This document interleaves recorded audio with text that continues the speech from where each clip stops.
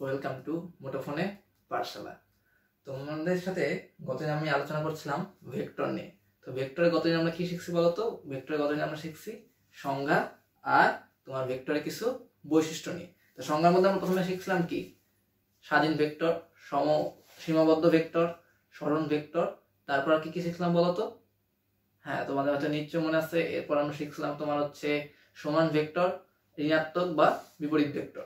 আচ্ছা, তো আজকে আমরা ভেক্টরের আরো কিছু টপিক নিয়ে আলোচনা করব। আচ্ছা, ভেক্টর জিনিসটা কেমন? আমরা এতদিন ভেক্টরের সংজ্ঞাগুলো নিয়ে আলোচনা করেছি। আজকে আমরা ভেক্টরের কি নিয়ে আলোচনা করব? ভেক্টর আজকে যোগ বা বিয়োগ এবং এরপরে সূত্রগুলো নিয়ে ভেক্টরের আমরা আজকে আলোচনা করে থাকবো। তো তোমাদের জন্য আগেই ঘোষণা দিয়ে থাকি, আমরা কিন্তু এসএসসি 2021 আর 2022 অর্থাৎ যারা পরীক্ষা দিবে এবং যারা ফার্স্ট ইয়ারে উঠেছো তাদের জন্য একটা কোর্স আমরা কি করেছি, অ্যানাউন্সমেন্ট করেছি। তোমরা হয়তো ইতিমধ্যে আমাদের পেজে দেখতে পেরেছো যে সেই কোর্সটি বিজ্ঞান শাখার কোর্স। ইংলিশ বাদে প্রত্যেক বিষয় অল পেপার পড়ানো হবে, অর্থাৎ ফার্স্ট পেপার, সেকেন্ড পেপার সব পড়ানো হবে। Physics, chemistry, math, ICT, Bangla, biology, 6টা পার্ট। তো 6টা বিষয় পড়ানো হবে, 2 পার্ট করে 12টা। এর জন্য কোর্স ফি মাত্র 4000 টাকা। এবং আমরা কিন্তু আরো অফার রেখেছি।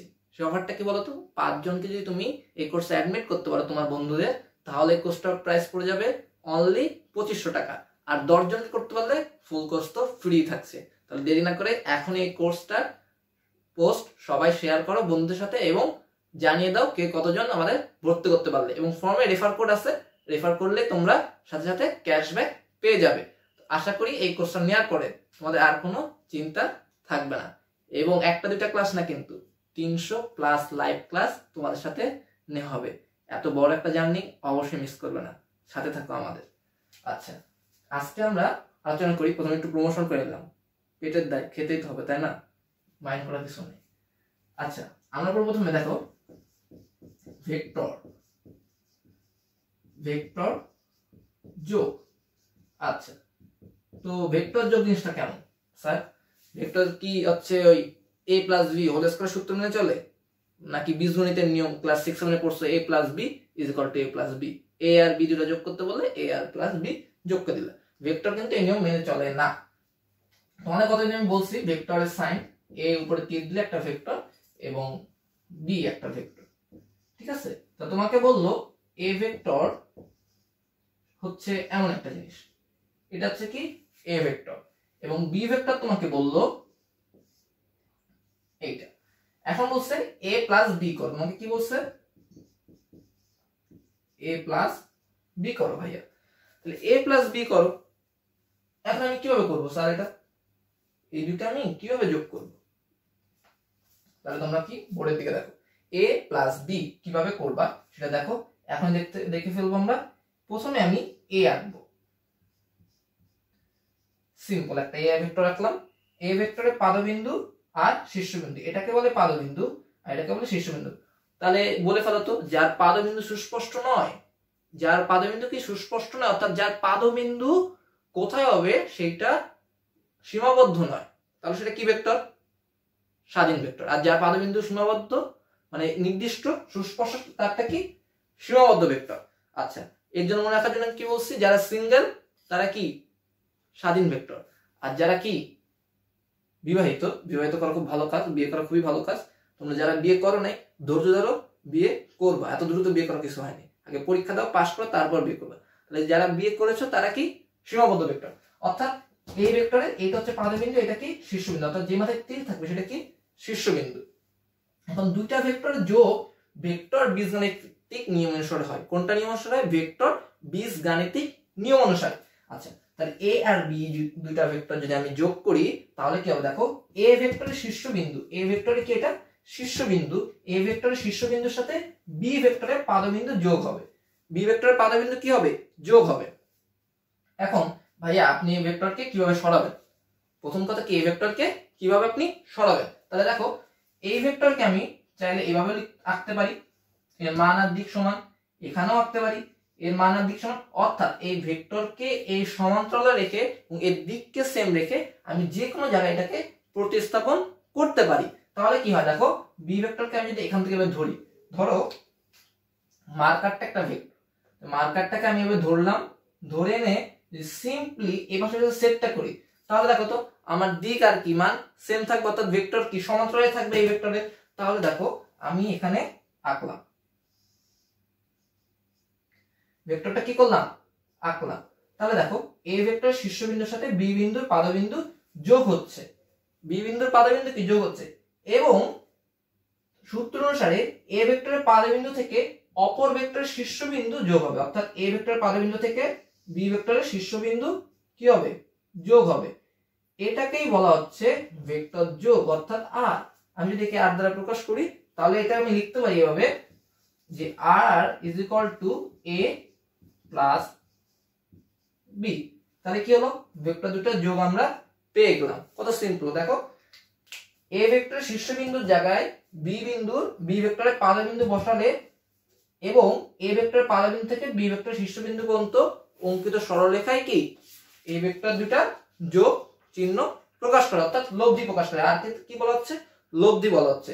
তাহলে আশা করি কি তোমরা এটা বুঝতে পারছো, এবং যারা খাতায় তুলনায় খাতা কলম নিয়ে বসে তারা কিন্তু ঝটপট তুলে ফেলো। আর শুয়ে শুয়ে কিন্তু ভিডিও দেখা যাবে না, তাহলে কি হবে, পড়াশোনায় মনোযোগ হবে না। প্রত্যেকটা একটা রুলস আছে, যেমন ভেক্টর যোগের একটা রুলস আছে, পড়তে বসার একটা রুলস আছে। সুন্দরে সোজা মেরুদণ্ড সোজা রেখে পড়তে বসবে, তো দেখবে পড়াশোনা কি একটা মনোযোগ সৃষ্টি হবে বা বাড়বে। তাহলে এটা তুলে ফেলো, আমি ততক্ষণ বোর্ড মুছে ফেলি। তাহলে দেখো আমরা ভেক্টরে কি পড়লাম, যোগ আমাদের ভেক্টরের পড়া শেষ, আমাদের কি ভেক্টরের যোগ করা শেষ। এখন দেখবো একটা ভেক্টরের বিয়োগ। তাহলে একটা ভেক্টর যদি বিয়োগ করতে হয় আমাদের, সিম্পল এই ভেক্টরটা যদি আমাদের বিয়োগ করে নিতে হয়, দেখো ভেক্টর বিয়োগ, এই দুটা ভেক্টর আছে, এই দুটাই ভেক্টর আছে। তোমার কাছে কি বলছে, এই দুটা ভেক্টর বলছে। আগে ছিল যোগ, মিলমিশ করা দাও, এবার বলছে বিয়োগ, কাটাকাটি করা দাও। ঠিক আছে, বিয়োগ মানে কি, কাটাকাটি। তোমার সাথে আমার বিয়োগ মানে কি, কথাটা যদি বাংলায় বলি যে তোমার সাথে আমার বিয়োগ মানে কি, তোমার সাথে আমার এখন সেই ভালো বন্ধুত্ব নেই। তাহলে আমরা এখন দেখবো ভেক্টরের বিয়োগ। ভেক্টর বিয়োগ করার নিয়ম হচ্ছে, যদি তোমাকে এমন বলে a মাইনাস বি ভেক্টরটা দেখো, তখন তুমি কি করবে, দেখো ভেক্টরটা বিয়োগ করার যোগের মতো সিম্পল। তুমি প্রথমে a আঁকলে, তুমি প্রথমে কি করলে, a আঁকলে। এখন b কে কি করতে হবে, বিয়োগ করতে হবে। b এর আগে কি সাইন আছে, মাইনাস সাইন আছে। তাহলে তুমি কিভাবে করবা, কিভাবে করবো, আমি আগে বলছি ভেক্টর বীজগণিতিক নিয়ম অনুসারে ভেক্টরের যোগ বিয়োগ হয়। এখানে কিন্তু বীজগণিতের নিয়ম অনুসারে ভেক্টর হয় না, ভেক্টরের নিজস্ব নিয়ম আছে, সেই অনুসারে ভেক্টরের যোগ বিয়োগ সম্পূর্ণ হয়ে থাকে। তাহলে ভেক্টরের বিয়োগ আমরা কিভাবে করব, বারবার খেয়াল রাখবা, বারবার খেয়াল রাখবা, মস্তিষ্কে ঢুকায় নিবা যে ভেক্টরের বিয়োগটা আমরা কিভাবে করবো। এটা কিন্তু খুবই ইম্পর্টেন্ট। যোগ তো বুঝলে, ভেক্টরের বিয়োগটা কি হয় দেখো, আমি দেখাই। এই একটা যদি ভেক্টর হয়, দেখো ওখানে বলা আছে কিন্তু মাইনাস বি, অর্থাৎ a মাইনাস বি। আমি যদি একে বলি যে a, আমি যদি এভাবে লিখি a plus minus B vector, কোনো অসুবিধা আছে, একই না, প্লাস মাইনাস তো মাইনাস হয়ে যাবে। তাহলে আমি যদি এইটাকে এভাবে প্রকাশ করতে পারি, এভাবে যদি প্রকাশ করতে পারি, তাহলে দেখো কি আঁকা যায়।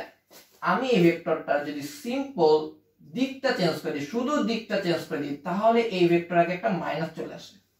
কি চলে আসবে বলতো, এই ভেক্টর আগে একটা মাইনাস চলে আসবে। অর্থাৎ কোনো ভেক্টরকে মান সমান রেখে যদি দিকটা চেঞ্জ করা হয়, তাহলে কি হবে, সেটা মাইনাস রূপান্তরিত হয়ে যাবে। সেটা কিসে রূপান্তরিত হয়ে যাবে, মাইনাসে রূপান্তর হয়ে যাবে। তাহলে দেখো এই ভেক্টরটা কি হলো, মাইনাস হয়ে গেল, এই ভেক্টরটা কি হলো, এখন মাইনাস হয়ে গেল। তাহলে আমি এই মাইনাস বিটা এখানে বসাতে পারি। এখন আবার কিভাবে বসাবো, দেখো ভেক্টর যোগ আর ভেক্টর বিয়োগ কিন্তু প্রায় সিমিলার। মানে কি, ভেক্টরের বিয়োগ মানে হচ্ছে কোন ভেক্টরের দিক পরিবর্তন করা, ভেক্টরের বিয়োগ মানে কোন ভেক্টরের দিক পরিবর্তন করা। এটা কিন্তু খেয়াল রাখবা, ভেক্টরের বিয়োগ মানে কি, ভেক্টরের দিক পরিবর্তন করা। ওকে, তাহলে দেখো আমি এখন কিভাবে সেট করবো এটা। প্রথম কথা, a থেকে শীর্ষবিন্দু আর এটা কি পাদবিন্দু, b কে আমি একইভাবে সেট করবো, b এর পাদবিন্দুটা এই শীর্ষবিন্দুতে সেট করবো, এবং এটা নিচের দিকে হবে। কোথায় হবে, নিচের দিকে। কেন নিচের দিকে? এই যে এটাকে আমি ধরবো, ধরে এনে এর ঘাট ধরে এখানে এসে বসাই। ওর কি করবো? ওর ঘাটটা ধরবো, ধরে এখানে না বসাই। শেষ কাজ, আমার কাজ শেষ। এখন কি করব? এর পাদবিন্দু থেকে এই বি এর শীর্ষবিন্দু যোগ করে দিব। তাহলে আমার কি হবে বলতো? তাহলে আমি পেয়ে যাব এই আর, এবং এই আরটা যেটা পাবো সেটা হবে a মাইনাস বি। সেটা কি হবে? a minus B vector. ওকে, তাহলে আমি ভেক্টরের বিয়োগ বুঝলাম, ভেক্টরের কি বুঝলাম? যোগ বুঝলাম। আশা করি তোমাদের ভেক্টর যোগ আর ভেক্টর বিয়োগ নিয়ে কি কোনো কোশ্চেন থাকবে না। যারা তুলনায় দ্রুত তুলবে, দ্রুত, এবং এখনো যারা আমাদের কোর্সে ভর্তি হতে চাও না বা চাচ্ছ না, তাহলে কি করবা? দ্রুত আমাদের কোর্সে ভর্তি হবা। কারণ কোর্সে ভর্তি হলে 300 লাইভ ক্লাসের সাথে আমাদের থাকবে, এবং 300 না 300 প্লাস লাইভ ক্লাস হবে। প্রতিটা অধ্যায়ের মডেল টেস্ট হবে, কুইজ হবে, লেকচার শিট প্রদান করা হবে, এবং তোমাদের জন্য আকর্ষণীয়ভাবে থাকছে অ্যাডমিশনের জন্য 2000 MCQ একটি PDF ফাইল। সো এখনো যারা হল নাই, দ্রুত আমাদের রেজিস্ট্রেশন ফর্মটা পূরণ করে ফেলো।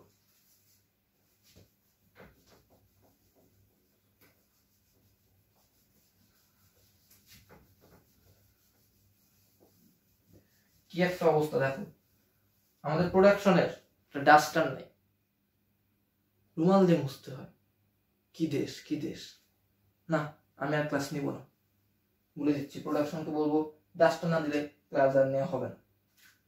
আচ্ছা, এখন দেখো, এখন আমরা একটা সূত্র করব, সেটা হচ্ছে বিনিময় সূত্র। কি করবো আমরা? বিনিময় সূত্র।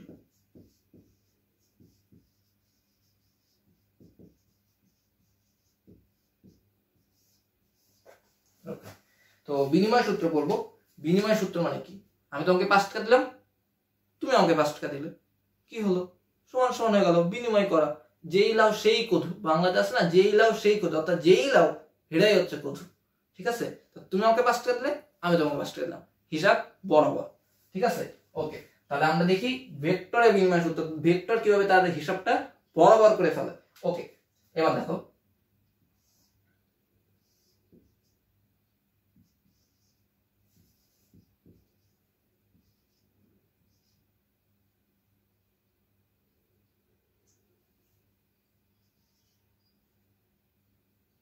মনে করো বি একটা ভেক্টর, এ একটা ভেক্টর, বি একটা ভেক্টর, এ একটা ভেক্টর। ঠিক আছে? বি একটা ভেক্টর, এ একটা ভেক্টর। ওকে, আমি এটাকে আবার এভাবেও দিতে পারি। এটা বি হলে এটাও বি ভেক্টর, আবার এটাও কি এ ভেক্টর। এখন আমি এখানে কি দিতে পারি বলতো? এখানে একটা সাইন দিলাম, পি কিউ, সিম্পল। এদের একটা কর্ণ আঁকলাম। আমি কি আঁকলাম? এদের একটা কর্ণ আঁকলাম। ঠিক আছে? কারণ কর্ণ যদি আঁকি, তাহলে এদের যোগফলটা কি হবে দেখো তো। এদের যোগফলটা কি হবে?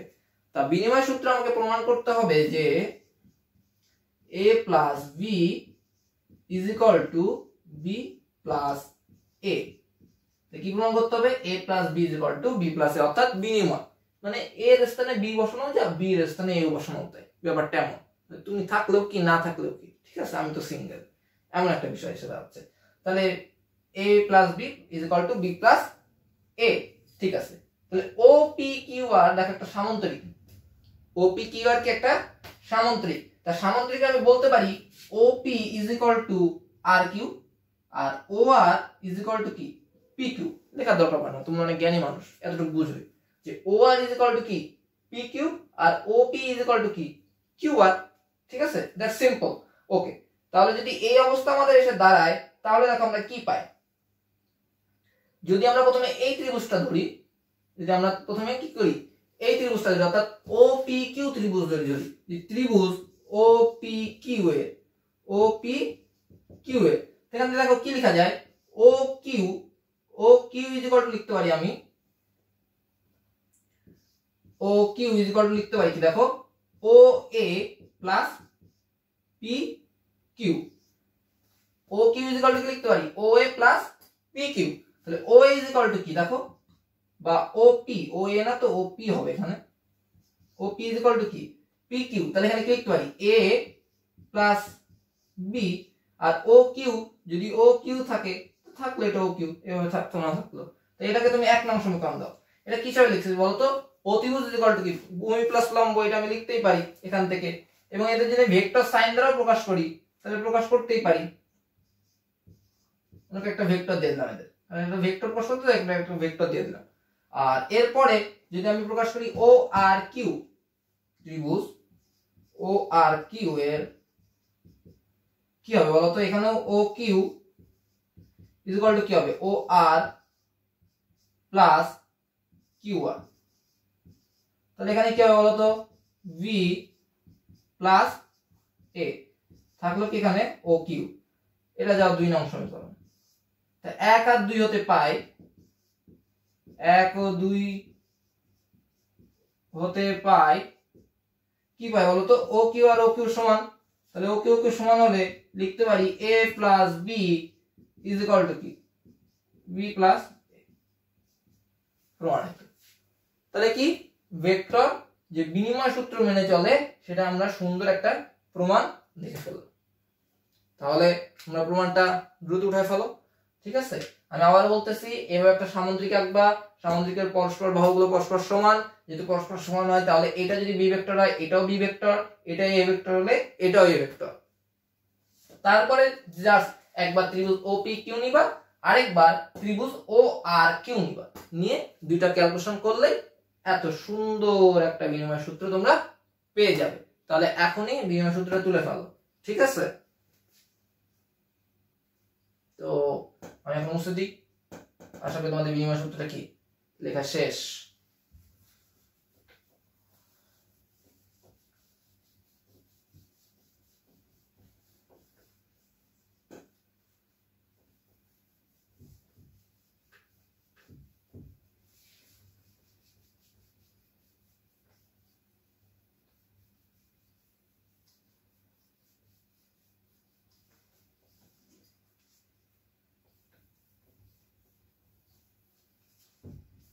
আচ্ছা, তাহলে দেখো আমাদের বিনিময় সূত্র পরে আমরা কি পড়ব?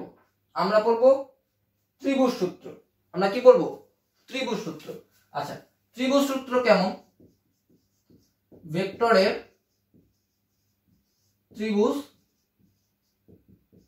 সূত্র পড়ব আমরা। ভেক্টর কি পড়ব? ত্রিভুজ সূত্র।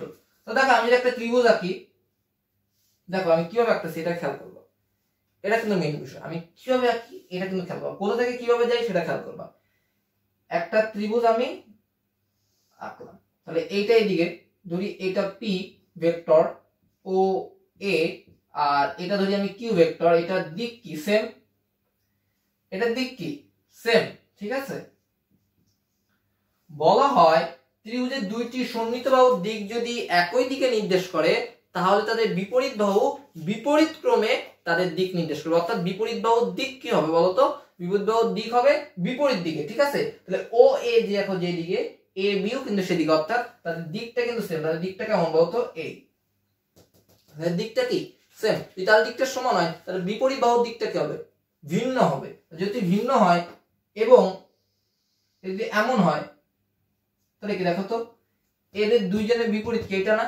এবং এর যদি আমি নাম দিই আর ভেক্টর, তাহলে আমি এখান থেকে কি লিখতে পারি দেখো তো? P plus Q is equal to R vector. এটা আমি লিখতে পারি P plus Q is equal to কি? R vector. এবং এখান থেকে দেখো আমি লিখতে পারি P plus Q minus R is equal to কি? 0, ঠিক আছে? তো বেসিক্যালি আমার এইটা হচ্ছে সূত্র। আচ্ছা, তাহলে এটা যখন সূত্র যাচ্ছে তো আমি দেখো আরেকবার দেখাই, P plus Q is equal to R. আচ্ছা, P plus Q is equal to R, অর্থাৎ দুইটা বাহুর যোগফল তৃতীয় বাহুর সমান। তাহলে কখন এই জায়গাটা শূন্য হয়ে যাবে? আমার প্রশ্ন হচ্ছে কখন এই জায়গাটা শূন্য হয়ে যাবে? কখন শূন্য হবে তোমরা বলতে পারবা? যদি ত্রিভুজের 3 বাহুর দিক একই ক্রমে নির্দেশ করে এবং নির্দেশিত হয়। অর্থাৎ ত্রিভুজের 3 বাহুর দিক যদি একই ক্রমে একই দিকে নির্দেশিত হয় তখনই এরা শূন্য হতে পারবে। তাহলে কিভাবে হতে পারবে? যদি আমি আরেকটা ত্রিভুজ আঁকি এবং এর দিক যদি এমন হয়, দেখো ভেক্টর যে বিন্দু থেকে শুরু হয়েছিল সেখানে এসে শেষ হয়েছে, তার মানে কিন্তু এর যোগফল 0 হবেই। কি হবে? 0 হবে। দেখো তুমি যদি ধরো ত্রিভুজ সূত্র বুঝোই না, আমি ধরলাম তুমি ত্রিভুজ সূত্রটা কি বুঝোই না, কিন্তু শূন্য হবে। তুমি এটা বুঝতেছো যে ভেক্টর যেখান থেকে শুরু হয়েছে সেখানে এসে যেহেতু শেষ হয়েছে, তাহলে এটা শূন্য হবে। তাহলে আমি এটা তোমাকে একটু অন্য ব্যাখ্যা দিয়ে দেখাই, যদিও এই ব্যাখ্যাটা এখানে অ্যাপ্রোপ্রিয়েট না, তবুও বোঝার সুবিধার্থে কিন্তু এটা খুবই কাজে দিবে। দেখো ব্যাখ্যাটা কেমন। ধরো তুমি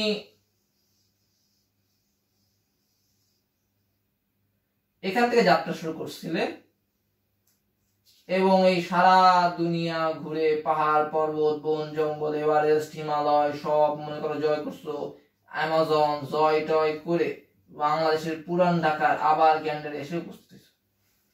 ঠিক আছে, কি হয়েছে? আবার গ্যান্ডারে এসে উপস্থিত। তাহলে তোমার দূরত্ব কিন্তু অনেক অনেক লক্ষ কিলোমিটার হইতে পারে, দূরত্ব কোটি কিলোমিটারও যাইতে পারে, তুমি যদি যাইতে পারো, ঠিক আছে, কোটিতেও যাইতে পারে। কিন্তু তোমার স্মরণটা কি বলতো? স্মরণটা কিন্তু জিরো, অর্থাৎ এক্সাক্ট রেজাল্ট যেটা দাঁড়াইছে সেটা কিন্তু জিরো। অর্থাৎ এই রেজাল্টের কোনো ভ্যালু নাই, স্মরণের কোনো ভ্যালু নাই, কারণ স্মরণ আদি থেকে শেষ বিন্দুর দিকে একটি সরলরৈখিক দূরত্ব। ঠিক আছে, সেটা কি স্মরণ। তাহলে ভেক্টরের আদি বিন্দু যেখানে ছিল সেখানে এসে যেহেতু শেষ হয়েছে, অর্থাৎ এর রেজাল্টেন্ট জিরো। রেজাল্টেন্ট কি? জিরো। অর্থাৎ যদি ত্রিভুজের তিন বাহুর দিক একই ক্রমে নির্দেশ করে তার রেজাল্টও জিরো হবে। তাহলে আমি লিখতে পারি এখানে পি ভেক্টর, কিউ ভেক্টর আর R vector, P plus Q plus R, এটা কি হবে? জিরো। বুঝতে পারছো কখন ত্রিভুজ সূত্র জিরো হবে? তো যদি তোমরা এটা বুঝতে পারো, দ্রুত ত্রিভুজ সূত্রটা কি করবা? তুলে ফেলো।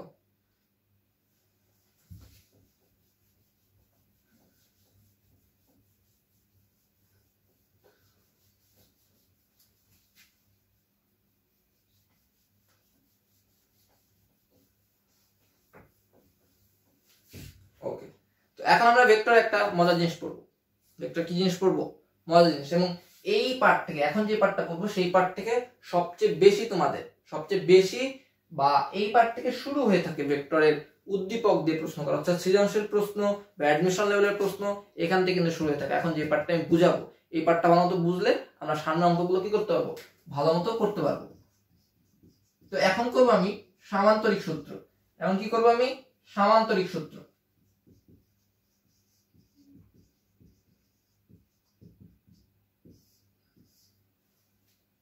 ঠিক আছে, এখন করবো কি আমি? সামান্তরিক সূত্র। তাহলে সামান্তরিক সূত্রে আমি প্রথমে একটা সামান্তরিক আঁকি।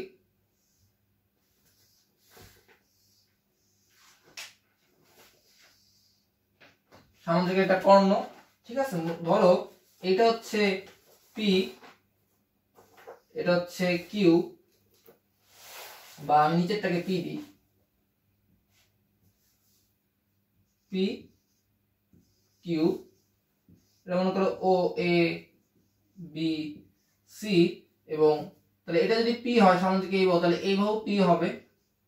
ঠিক আছে, আর এটা কি হবে বলো? এটা আমি কর্ণ, কর্ণ আমি নাম দিতে পারি আর। ঠিক আছে, এই কর্ণ আমি নাম দিতে পারি কি? আর।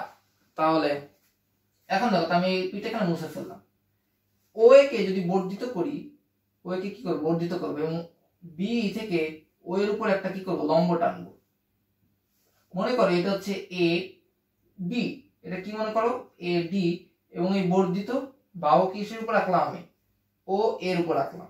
ঠিক আছে, তাহলে আমাকে এখন বলবা তোমরা যে এই পি আর কিউ, এই কোণ যদি আলফা হয় তাহলে এই কোণটা কত হবে? এই কোণটাও আলফা হবে। ঠিক আছে, যদি পি আর কিউ এর মধ্যবর্তী কোণ আলফা হয় তাহলে কি এটাও আলফা হবে। কেননা ও সি এবং এ বি এই দুই বাহু পরস্পর সমান্তরাল। যেহেতু এরা দুই বাহু পরস্পর সমান্তরাল, তাই এদের কোণগুলোও পরস্পর একই হবে। এটা তোমরা কি ম্যাথে পড়ে এসেছো। ঠিক আছে, তাহলে আমি এখান থেকে কি লিখতে পারি? এখান থেকে আমি বলতে পারি কোণ এ ও সি, কোণ এ ও সি কি? আলফা কোণ। কোণ এ ও সি কি? আলফা কোণ। ঠিক আছে, এবং ত্রিভুজ বিডিএ, ত্রিভুজ কি? বিডিএ সমকোণী ত্রিভুজ। ত্রিভুজ বিডিএ কি? সমকোণী ত্রিভুজ। বা যদি বড়টা ধরো যে ও বিডি, এটা কি? একটা সমকোণী ত্রিভুজ। তাহলে আমি বলতে পারি ত্রিভুজ ও বিডি এক সমকোণী। যেহেতু এর এক সমকোণী তাহলে আমি এখান থেকে বলতে পারি যে O B square is equal to O A square plus AD O D square হবে O B O D square, আর এখানে কি হবে বলতো বিডি স্কোয়ার। ঠিক আছে, এখানে কি হবে বিডি স্কোয়ার। তাহলে এখন দেখো ওডি সমান আমি আবার কি লিখতে পারি, ওডি সমান লিখতে পারি O A plus AD whole square plus BD square. ঠিক আছে, এরপর দেখো কি লিখতে পারি, ও এর মান আমি যদি লিখি বা যদি একে যদি সূত্রে ভাঙাই, আমি একে কি করব সূত্রে ভাঙাবো। সূত্রে ভাঙালে দেখো এখানে কি দেখা যায়, O square plus 2OA into AD plus AD, এত ভুল হয়, এডি স্কোয়ার প্লাস কি হবে বিডি স্কোয়ার। ঠিক আছে, তো আমি নিচেরটা পি রাখি আর উপরেরটা কি রাখবো কিউ রাখি। ঠিক আছে, আমি নিচেরটা পি রাখি যাও আর উপরেরটা কিউ রাখি। তো এখন দেখো ও ইজ ইকুয়াল টু কি লেখা যায়, P square is equal P square plus 2OA 2P AD plus AD square plus BD square. আর OB মানে কি দেখো তো আর স্কয়ার, OB মানে কি আর স্কয়ার। আশা করি এই পর্যন্ত তোমরা কি সবাই বুঝতে পারছো যে OB ইজ ইকুয়াল টু কি আর স্কয়ার। এখন দেখো এই কোণ যদি তোলা হয়ে থাকে এই অবস্থায় আমরা কি করব, আমাদের তো এইগুলা সরানো লাগবে, এডি এডি বিডি এগুলো সরানো লাগবে, এগুলো একটা কি খাপসা। ঠিক আছে, এগুলোই সরাতে হয়। আমি ত্রিভুজ এবিডি চিন্তা করি, ত্রিভুজ এবিডি ত্রিভুজ এবিডি ত্রিভুজ এবিডি যে চিন্তা করি, দেখো এই পাশে দেখায় ত্রিভুজ এবিডি এর কি হবে বলতো cos থেকে যে বলতো কি হবে, cos থেকে যেগুলো কি হবে, কবরে ভূত আছে, এইভাবে আমি মনে রাখছি ছোটবেলা থেকে, কিছু করার নেই, মাথায় বেশি ব্রেন নাই। কবরে ভূত আছে, ভূত এডি ভূত আছে মানে ভূমি বাই অতিভুজ, cos ইজ ইকুয়াল টু কি ভূমি বাই অতিভুজ, তাহলে এডি ইজ ইকুয়াল টু কি হবে এডি বাই এবি। তাহলে এডি ইজ ইকুয়াল টু হবে কি এবি cos থিটা, আর এবি মানে কি আমি বলছি দেখো তো কিউ, তাহলে কি হবে কিউ cos থিটা, একটা পাইছি। ঠিক আছে, এবার যদি sin থিটার জন্য বের করি, sin theta is equal to কি হবে দেখো তো, sin theta is equal to কি হবে, সাগরে লবণ আছে, তাহলে লম্ব কোণটা বিডি, তাহলে বিডি ইজ ইকুয়াল টু কি হবে এবি। ঠিক আছে, তাহলে আমি এখানে লিখতে পারি AB sin theta is equal to কি বিডি, এই যে বিডির মানটা, বা বিডি মান কি দাঁড়াচ্ছে দেখো, বিডির মান দাঁড়াচ্ছে কিউ, এটা কিউ ছিল এবং AB Q, Q sin theta. ঠিক আছে, কিউ sin থিটা। তাহলে আমি এই এবি আর এই বিডি যদি এখানে বসাই দিই তাহলে দেখো আমি পেয়ে যাব R square is equal to P square plus 2p, এডির মান আমি কি বের করছি, এডির মান এডি এডি ওইখানে হবে এডি, এখানে কি হবে বলতো, এখানে হবে এডি। তাহলে এডির মান কি আছে দেখো, এডির মান আছে কিউ cos থিটা প্লাস এডির মান কি হবে Q square cos square theta, আর বিডির মান কি হবে Q square sin square theta, বা R square is equal to P square plus 2p Q cos theta is plus Q square যদি আমি কমন নিয়ে ফেলি দেখো তো বাইরে কি দাঁড়ায় cos square theta plus sin square theta. আর cos square theta sin square থিটার মান কত, cos স্কয়ার থিটা আর sin স্কয়ার থিটার মান হচ্ছে p square theta plus q square theta plus 2p q cos theta, কারণ cos square theta sin square মান হচ্ছে কি 1, cos square theta sin square মান কি 1। তাহলে এই পরের লাইনটা কি দাঁড়াচ্ছে দেখো, তোমরা সবাই হয়তো তুলে নিছো এই পর্যন্ত, এর পরের লাইনটা দেখো কি দাঁড়াচ্ছে, আমি এটা উপরটা মুছে দিলাম।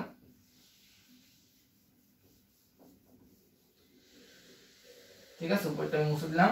তো দেখো এখন কি দাঁড়াচ্ছে, আমি এখন এখান থেকে লিখতে পারি r is equal to root over লিখে আমি লিখতে পারি এখানে মনে করো p plus q plus 2p Q cos theta, P square Q square plus 2p Q cos theta. এটাই কি আমার সেই লব্ধি। আর কি বলে, আর কে বলে লব্ধি মান।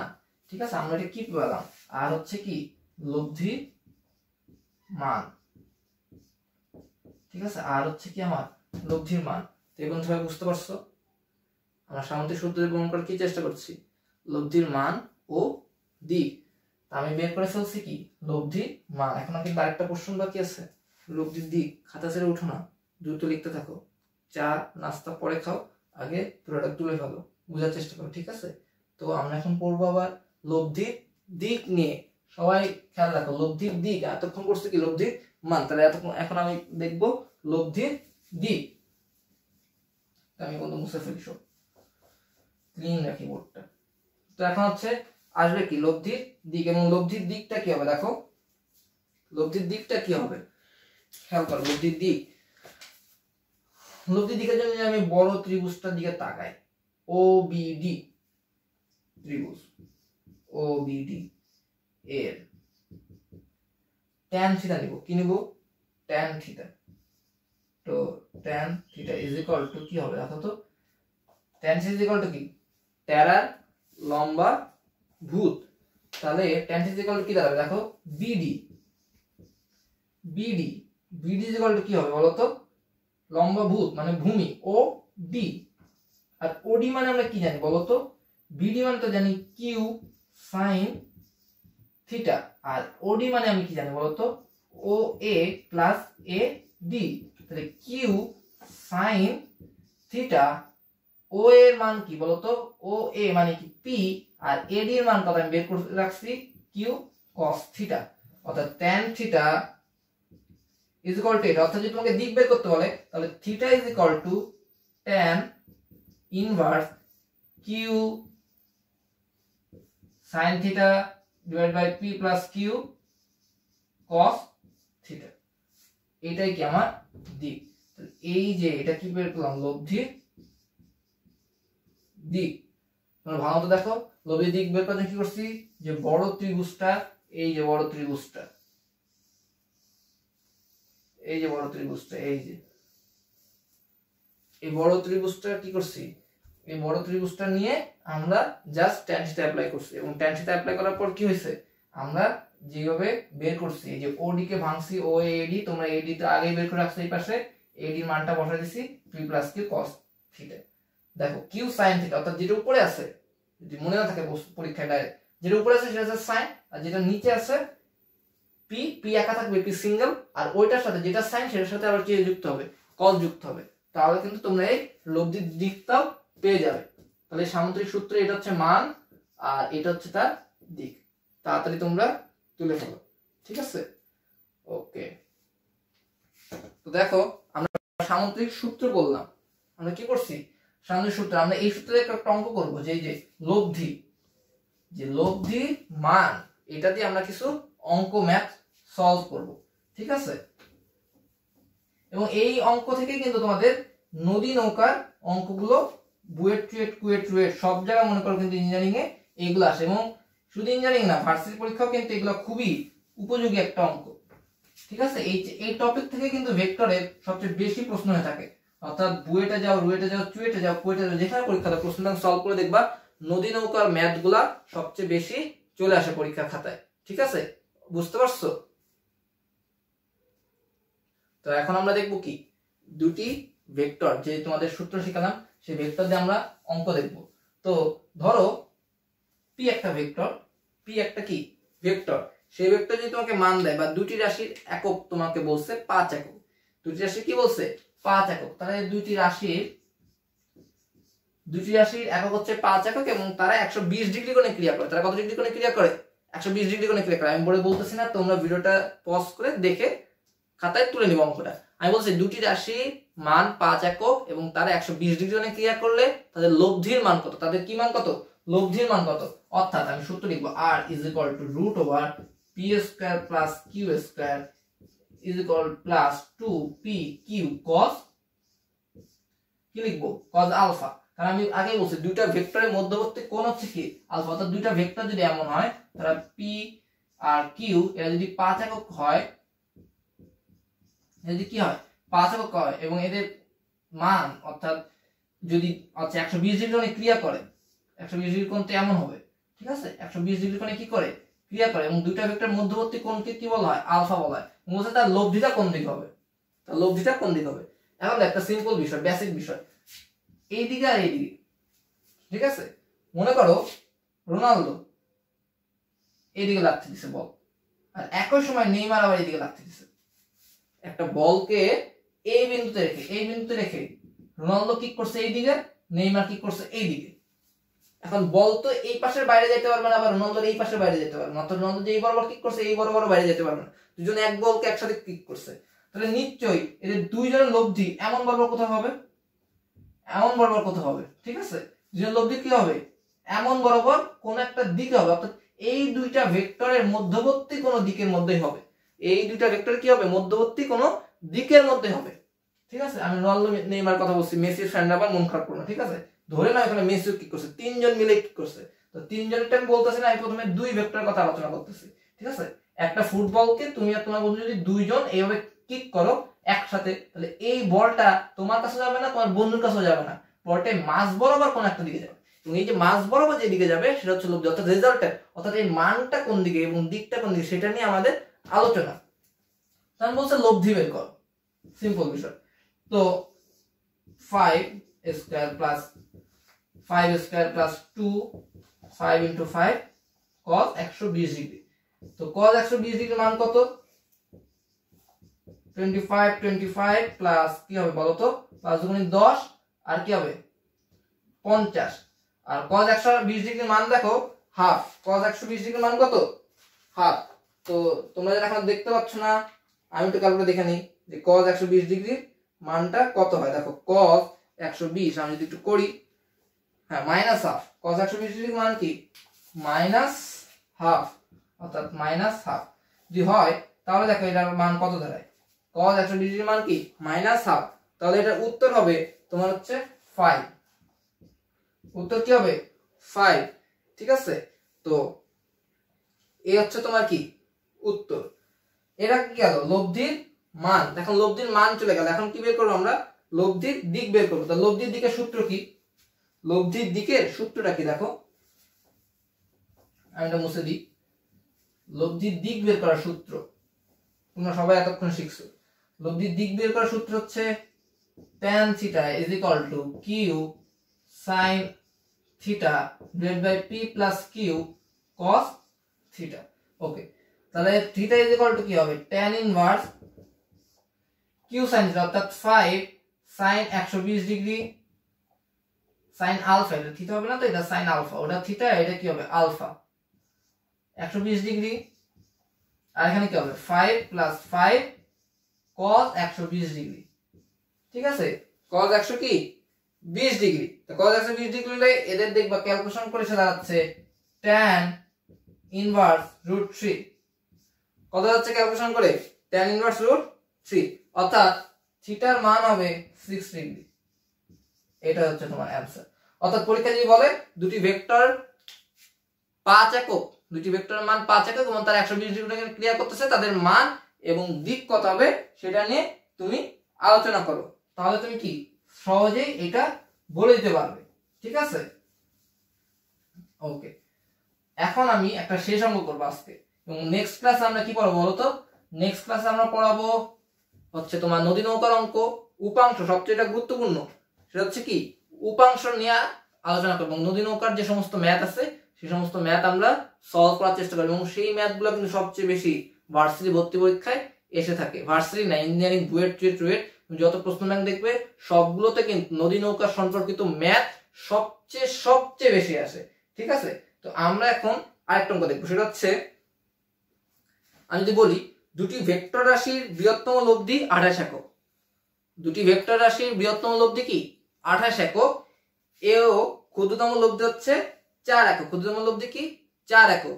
রাশি দুটি পরস্পরের সাথে কিভাবে ক্রিয়া করলে, রাশি দুটি পরস্পরের সাথে কিভাবে ক্রিয়া করলে লব্ধির মান ক্ষুদ্রতম লব্ধির 5 গুণ হবে, অর্থাৎ রাশি দুটি পরস্পরের সাথে কত কোণে ক্রিয়া করলে, আমার কোণ বলে না, আলফা বলে না, মধ্যবর্তী কোণ কি বলে না, অর্থাৎ কত কোণে ক্রিয়া করলে লব্ধির মান ক্ষুদ্রতম লব্ধির 5 গুণ হবে, অর্থাৎ কোন মান ক্ষুদ্রতম লব্ধির 5 গুণ হবে কিভাবে ক্রিয়া করলে। রাশি দুটির বৃহত্তম লব্ধি কথা বলছে তোমাকে 28 একক, আর ক্ষুদ্রতম লব্ধি বলছে কি 4 একক। ঠিক আছে, ক্ষুদ্রতম লব্ধি কি বলছে 4 একক। তাহলে p plus Q is equal to কি 28 এক নং সমীকরণ, আর একটা লিখি p মাইনাস কিউ 4 2 নং সমীকরণ। ঠিক আছে, p plus Q R p minus Q কি দিলাম। তো এখানে ভেক্টর সাইন দিলে হয় না দিলে হয়। তো এখন দেখো এটা যদি এটা সলভ করি তাহলে p এর মান পাবো, এবং p এর মান কি হবে দেখো তো, p এর একটা মান হবে 16 আর আরেকটা কি হবে q এর মান কত হবে বলো তো, তোমরা সলভ করো, q এর মান বের হবে তোমার 12। ঠিক আছে, q এর মান কি বের হবে 12। এখন অঙ্কটা আমরা যদি করি আবার, যে দুটি ভেক্টর রাশির বৃহত্তম লব্ধি 28 একক ও ক্ষুদ্রতম লব্ধি 4 একক, রাশি দুটি পরস্পরের সাথে কত কোণে ক্রিয়া করলে ক্ষুদ্রতম লব্ধির মান, রাশি দুটি কত কোণে ক্রিয়া করলে ক্রিয়াশীল লব্ধির মান ক্ষুদ্রতম লব্ধির 4 গুণ হবে। কত? ক্ষুদ্রতম লব্ধির 4 গুণ হবে। অর্থাৎ শর্ত মতে r is equal to, শর্ত মতে কি r is equal to কি হবে বলতো 5 into p minus q। কি বলছিল? ক্ষুদ্রতম লব্ধির 5 গুণ হবে। অর্থাৎ ক্ষুদ্রতম লব্ধি কোনটা হতে পারে বলতো? p minus q কিন্তু ক্ষুদ্রতম লব্ধি হতে পারে। p minus q ক্ষুদ্রতম লব্ধি হতে পারে। তোমরা হয়তো অনেকে বুঝতেছ না p minus q কিভাবে হলো, p minus q কিভাবে হলো, এবং লব্ধির সর্বোচ্চ মান সর্বনিম্ন মান, এগুলো কিন্তু আমি নেক্সট ভিডিওতে আলোচনা করব। তোমরা জেনে রাখো যে ক্ষুদ্রতম লব্ধি p ডিফারেন্স q বলা হয়। কেন p ডিফারেন্স q বলা হয়? অর্থাৎ যদি q এর মান বড় থাকে q আগে বসবে, p এর মান বড় থাকলে p আগে বসবে। এজন্য লেখা p ডিফারেন্স q। এই চিহ্নটাকে যে বলা হয় ঢেউয়ের মতো চিহ্নটা, এইটাকে বলা হয় ডিফারেন্স। ঠিক আছে, অর্থাৎ যেটা বড় হবে সেটা আগে বসবে। এটাকে বলে ক্ষুদ্রতম লব্ধির সূত্র। এবং এটা কিভাবে আসলো আমি নেক্সট ক্লাসে একসাথে আলোচনা করব। ঠিক আছে, তাহলে p মাইনাস q, এই মানটা পাইছি আমি। তাহলে p আর মাইনাস q এই মানটা কত হবে 5 into 4, তাহলে কত হবে বলতো 20। অর্থাৎ লব্ধির মান কত? এখানে লব্ধির মান হচ্ছে কি 20। তাহলে আমি এখন কি বের করতে পারবো? আলফা বের করতে পারবো, যে কত কোণে ক্রিয়া করলে লব্ধির মান ক্ষুদ্রতম লব্ধির 5 গুণ হবে, সেই মানটা আমি কি এখনই বের করতে পারবো। দেখো r is equal to p square plus q square plus 2 p q cos alpha। r এর মান আমি তো জানি 20, p এর মান কত 16 স্কয়ার প্লাস q এর মান কত 12 স্কয়ার প্লাস 2 ইনটু 16 ইনটু 12, এখানে কি হবে বলতো cos আলফা আমি তো বের করব। বা তোমরা যদি এটা বাসায় ক্যালকুলেশন করো তা দেখবা alpha is equal to 90 degree. অর্থাৎ a আর b দুটো যদি ভেক্টর হয়, এমন a আর b দুটো যদি ভেক্টর হয়, তাহলে 90 ডিগ্রি কোণে ক্রিয়া করবে। অর্থাৎ a একটা ভেক্টর b একটা ভেক্টর, তাহলে কত কোণে ক্রিয়া করবে 90 ডিগ্রি। তাহলে মধ্যবর্তী কোণ হবে আলফা ইজ ইকুয়াল টু কি 90 ডিগ্রি। অর্থাৎ 90 ডিগ্রি কোণে ক্রিয়া করলে কি ক্ষুদ্রতম লব্ধি পাওয়া যায়। ঠিক আছে, এটা কিন্তু মনে যে 90 ডিগ্রি কোণে ক্রিয়া করলে কি হবে, এই ভেক্টরটা কার্যকর হবে। তাহলে আজকের ক্লাস হচ্ছে এই পর্যন্তই। তোমরা কি করবা, তোমাদের বন্ধুদের এখনই জানাই দিবা, যারা যারা আমাদের কোর্স এখনো নেয় নাই তাদেরকে কোর্স নিতে উৎসাহিত করবা, এবং ভেক্টর যে মজার টপিক সেই ভিডিও দেখার জন্য কি করবা, এই ভিডিওটা বেশি বেশি সব বন্ধুদের সাথে শেয়ার করবা। আমরা নেক্সট ভিডিওতে আসতেছি কি নিয়ে, ইঞ্জিনিয়ারিং প্রশ্নে যেটা সবচেয়ে বেশি আসে, নদী নৌকার সম্পর্কিত অঙ্ক নিয়ে, এবং ভেক্টর সর্বোচ্চ সর্বনিম্ন লব্ধি উপাংশ, এই বিষয় নিয়ে আমরা তোমার সাথে হাজির হব নেক্সট ক্লাসে। ততক্ষণ কি করবা, মুঠোফোন পাশে সাথে থাকবা, আর আমাদের পেজে লাইক দিয়ে আমাদের ভিডিও এবং কোর্সটা সবচেয়ে শেয়ার করবা সব বন্ধুদের সাথে। ততক্ষণ সবাই সুস্থ থাকো, ভালো থাকো, ধন্যবাদ।